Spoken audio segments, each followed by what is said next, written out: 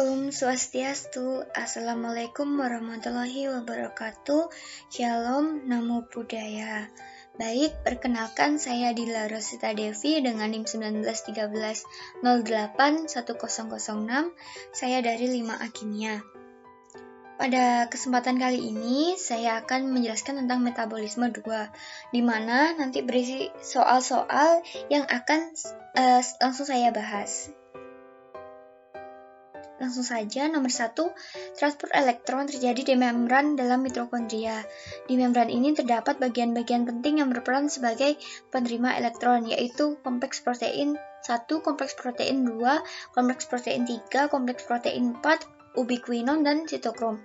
Jelaskan mekanisme yang terjadi pada masing-masing kompleks tersebut. Pada kompleks protein 1, kompleks protein ini berbentuk L. Kompleks 1 ini mengandung flavoprotein yang mengandung FAS, yaitu protein besi sulfur non-hemi. Kompleks ini mengkatalisis transfer elektron dari NADH ke Ki, yaitu ubiquinon. Untuk reaksinya, NADH plus Ki plus 5H plus menjadi NAD plus Ki H2 plus 4 plus H, itu menuju ruang antar membran. Elektron dari NADH ditransfer ke FMN, kemudian elektron ditransfer ke beberapa pusat FAS sampai akhirnya ke Ki. Dalam rangkaian reaksi redoks di kompleks 1 dibebaskan sejumlah energi berupa mol, yaitu sebanyak 70 kJ mol. Selanjutnya, pada kompleks protein 2, suksinat dihidrogenase. Dalam hal ini, elektron dibawa oleh FADH2 yang berasal dari siklus asam sitrat.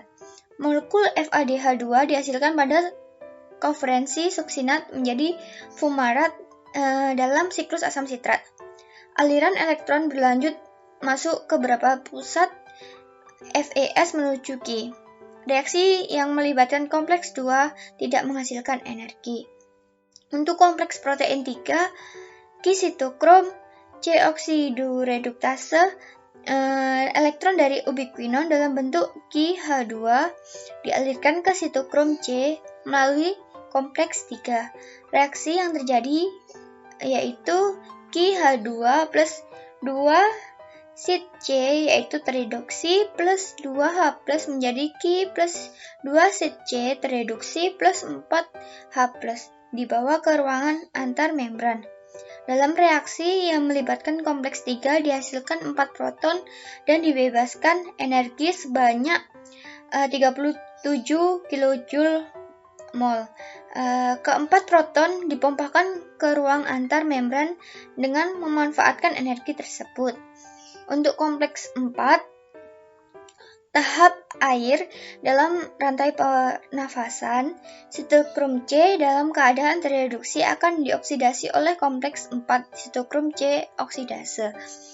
Secara bersamaan, molekul oksigen O2 direduksi menjadi 2 molekul air gugus prostetik dalam kompleks 4, yaitu COA, Hem A dan Hem A3 cube. Untuk transfer 4 elektron dari sitokrom C ke O2 melibatkan logam Cu yang terikat pada gugus Heme. Elektron ditransfer ke pusat Cu, selanjutnya ke Heme A3, dan akhirnya ke O2. Dari 8H plus yang dipindahkan dari matriks, 4H plus dipakai untuk membentuk 2 molekul H2O dan 4H plus lainnya dipompakan ke ruangan antar membran. Dari reaksi di kompleks 4 dibebaskan energi sebanyak 110 kJ per mol. Selanjutnya, di sini ubiquinon, yaitu molekul larut dalam lipid. Di dalam strukturnya mengandung rantai samping isoprenoid. Ubiquinon dapat berdifusi melewati membran. Ubiquinon dapat menerima 1 elektron menjadi radikal semiquinon Ki H. Apabila ubiquinon menerima 2 elektron, ubiquinon menjadi radikal ubiquinol QH2. Ubiquinol berada terikat dalam kompleks 1 yang disebut juga NADH-Q oksidoreduktase. Untuk sitokrom C merupakan salah satu jenis sitokrom yang merupakan komponen esensial dalam rantai transfer elektron respirasi aerobik. Sitokrom C mentransfer elektron dari sitokrom reduktase ke sitokrom oksidase. Selain bertindak sebagai pembawa elektron, sitokrom C berpartisipasi dalam apostosis. Selain itu, ia mengatalisis beberapa reaksi redoks seperti hidroksilasi dan oksidasi aromatik. Selanjutnya, nomor 2, jelaskan pembentukan ATP pada gambar berikut. Baik, untuk tahapan transfer elektron, untuk yang pertamanya, NADH akan melepaskan elektronnya kepada kompleks protein 1. Peristiwa ini membebaskan energi yang memicu dipompanya H+ dari matriks mitokondria menuju ruang antarmembran. NADH yang telah kehilangan elektron akan berubah menjadi NAD+. Elektron akan diteruskan kepada ubiquinon. Kemudian selanjutnya elektron diteruskan pada kompleks protein 3. Hal ini akan memicu dipompanya H+ keluar menuju ruang antarmembran.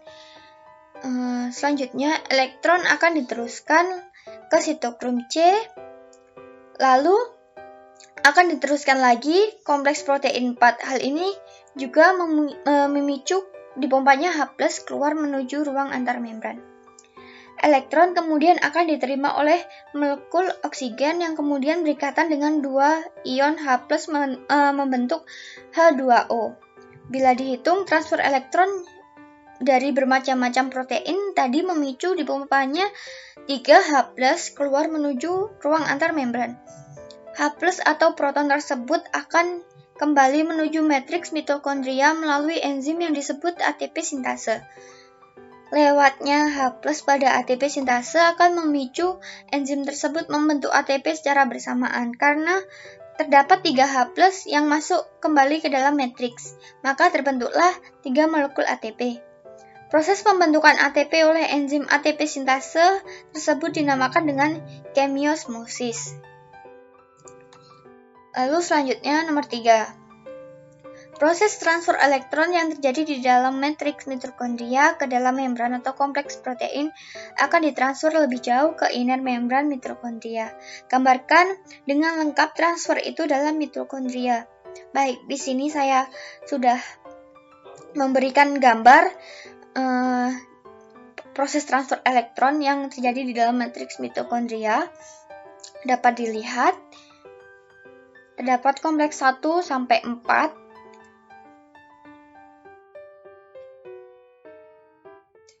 Kemudian ada ATP sintase. Selanjutnya, nomor 4. Hitunglah jumlah ATP dari NADH dan FADH2 yang dihasilkan dari glikolisis, dekarbonilasi oksidatif, dan siklus Krebs. Energi bebas yang dihasilkan selama proses degradasi oksidatif di dalam siklus dipergunakan untuk mereduksi koenzim NADH+ dan FAD menjadi NADH dan FADH2. Jadi kedua molekul ini merupakan pembawa energi. Untuk setiap satu molekul glukosa dibentuk 2 molekul asetil CoA yang akan menghasilkan total 4 molekul ATP, 10 NADH dan 2 FADH2. Selanjutnya, jelaskan proses transfer elektron untuk molekul FADH2.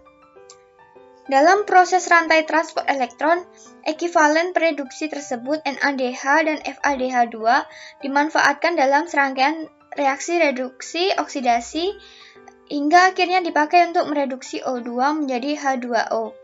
Fosforilasi oksidatif merupakan deretan reaksi redoks yang melibatkan berbagai kompleks protein yang terikat pada membran sebelah dalam dari mitokondria.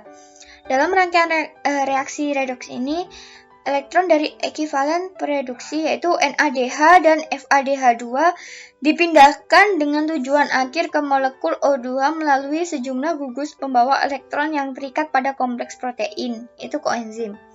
Energi yang dibebaskan dalam proses redoks ini diubah menjadi molekul berenergi tinggi yaitu ATP. Oleh karena melibatkan proses reaksi redoks, pembentukan ATP dengan mekanisme ini disebut sebagai fosforilasi oksidatif.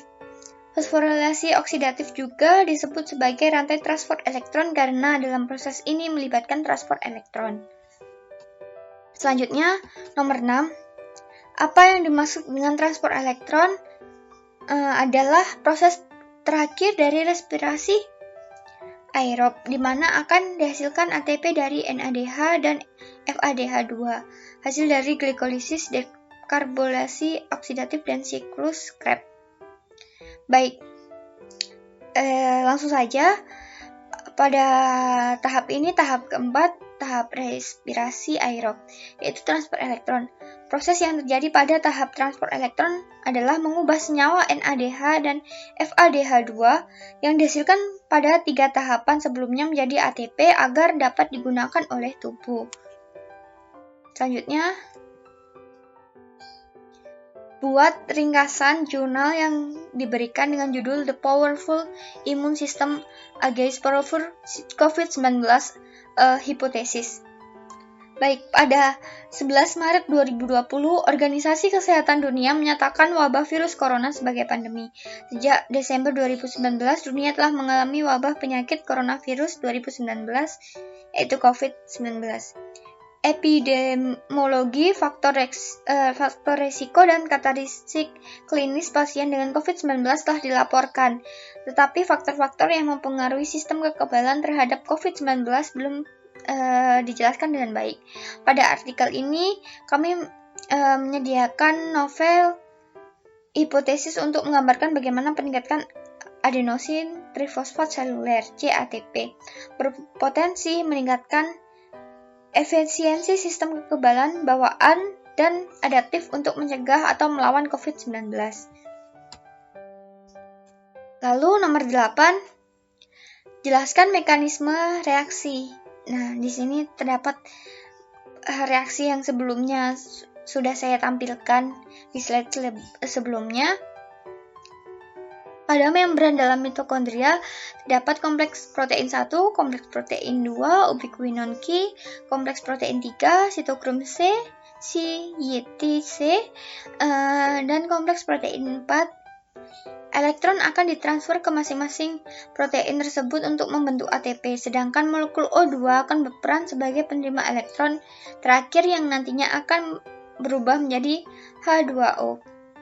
ATP akan dihasilkan oleh enzim ATP sintase melalui proses yang disebut kemiosmosis. Tahap-tahapan untuk transfer elektron sudah saya jelaskan sebelumnya. Untuk mekanismenya, NADH akan melepaskan elektronnya kepada kompleks protein 1. Peristiwa ini membebaskan energi yang memicu dipompanya H+ dari matriks mitokondria menuju ruang antarmembran. NADH yang telah kehilangan elektron akan berubah menjadi NAD+. Elektron akan diteruskan kepada ubiquinon. Kemudian elektron diteruskan pada kompleks protein 3. Hal ini memicu dipompanya H+ keluar menuju ruang antarmembran. Elektron akan diteruskan kepada sitokrom C, selanjutnya elektron akan diteruskan kepada kompleks protein 4. Hal ini juga akan memicu dipompanya H+ keluar menuju ruang antarmembran. Elektron kemudian akan diterima oleh molekul oksigen yang kemudian berikatan dengan 2 ion H+ membentuk H2O. Bila dihitung transfer elektron dari bermacam-macam protein tadi memicu dipompanya 3H+ keluar menuju ruang antarmembran. H+ atau proton tersebut akan kembali menuju matriks mitokondria melalui enzim yang disebut ATP sintase. Lewat H+, pada ATP sintase akan memicu enzim tersebut membentuk ATP secara bersamaan. Karena terdapat 3 H+ yang termasuk kembali ke dalam matriks, maka terbentuklah 3 molekul ATP. Proses pembentukan ATP oleh enzim ATP sintase tersebut dinamakan dengan kemiosmosis. Baik, ini merupakan nomor terakhir. Terima kasih telah menonton video ini. Baik, akan saya tutup. Om Santi Santi Santi Om.